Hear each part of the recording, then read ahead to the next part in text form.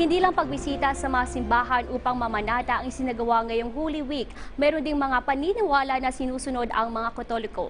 Nirerespeto naman ito ng simbahang Katoliko, pero meron pa rin silang mga paalala. May ulat si Naomi Tiburcio. Tuwing Semana Santa, sa karinderya ni Arlene, wala ka nang makikitang panindang karne.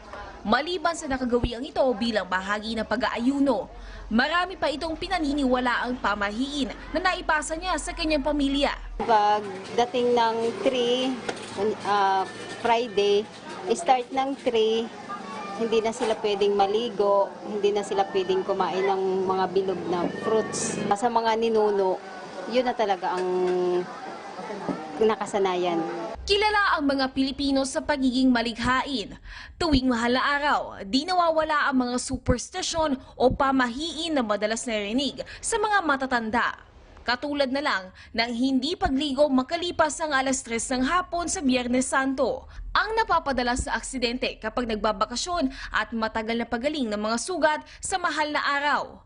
Ngunit sa panahon ngayon, marami pa rin bang mga Pilipino ang naniniwala sa mga ito? Oo, naniniwala ako doon. Holy Friday, naliligo ako ng alas 3 ng hapon.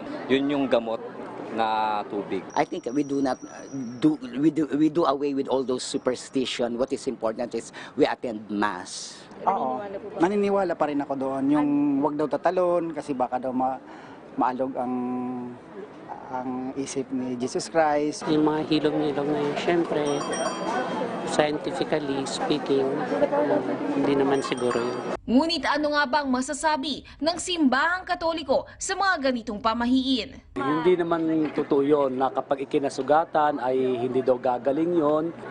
Kaisipan pantao lamang. Pero walang itinuturo ang simbahan, walang itinuturo ang ating Panginoong Jesucristo. Ang mga paniniwalang ito, katulad ng hindi pag-iingay, paglalakad ng yapak at pagpapapako sa krus, ay paraan ng pagkikiisa ng mga Katoliko sa pagsasakripisyo ni Jesucristo.